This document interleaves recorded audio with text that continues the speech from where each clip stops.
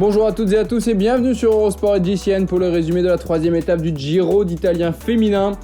Regardez cette étape entre Cesena et Cesena, 121 km. C'est bien le quatrième jour de course, troisième étape, car c'était un prologue le premier jour. Elisa Balsamo, la championne du monde et d'Italie, est leader du classement général, elle porte le maillot rose, mais aujourd'hui, il devrait y avoir des changements au classement général, car il y a de quoi faire sur cette étape de 121 km. On voit le maillot rose de Balsamo et au classement des jeunes, on comptera évidemment sur des concurrentes comme Catablanca-Vas pour le Team SD Works ou encore Niamh Fisher-Black, la jeune néo-zélandaise. 3 concurrentes à l'avant et pas des moindres, Marta Cavalli, l'italienne de la FDJ Nouvelle-Aquitaine Futuroscope, Annemiek van Vleuten et Mavi Garcia, la championne d'Espagne. Elle compte 3 minutes d'avance sur le groupe maillot rose, mais un groupe est intercalé à 1 minute 20. En tout cas, on a laissé partir les meilleurs quasiment, le trio de tête, alors que Balsamo évidemment est un peu plus loin, 3 minutes 30.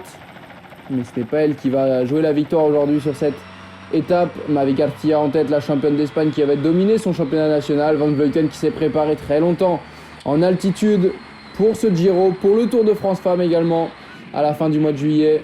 Et Cavalli qui réalise une saison incroyable, vainqueur de l'Amstel, de la Flèche Wallonne.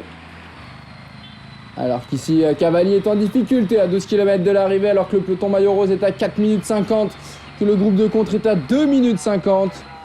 Seul Mavi Garcia arrive à suivre Annemiek van Vleuten. Cavalli est distancé à l'italienne qui tente de s'accrocher, de rester à quelques encablures, mais il reste 2 km et demi d'ascension et ça semble rédhibitoire pour l'italienne.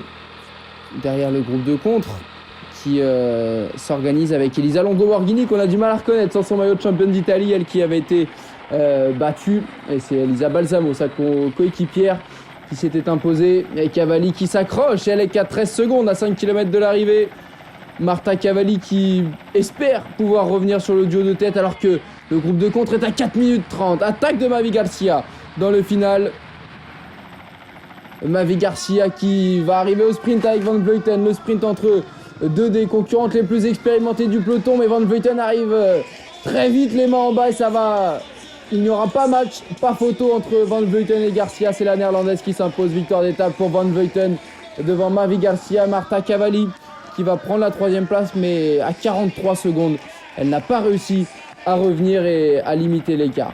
Le sprint pour la 4e place, elles sont un petit groupe d'une dizaine, avec Silvia Persico, la spécialiste du cyclocross pour la formation Valcar, qui va prendre le meilleur sur Amanda Spratt, et Elisa Longo-Borghini a signalé la 11e place d'Evita Music, l'ancienne championne de France, dernière de ce petit groupe. Il y avait également Cecilie Uttrup-Ludwig, la championne du Danemark pour la FDJ Nouvelle-Aquitaine Futuroscope, qui place 3 concurrentes dans les 11 premières. Et Niamh Fisher-Black, on en parlait, est 10e.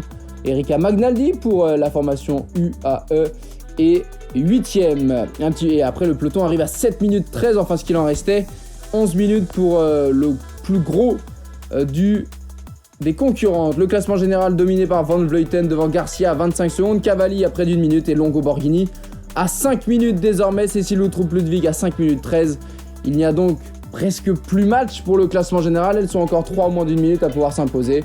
La 4e étape entre Carpi et Reggio Emilia sera à suivre évidemment sur les antennes d'Eurosport et de GCN.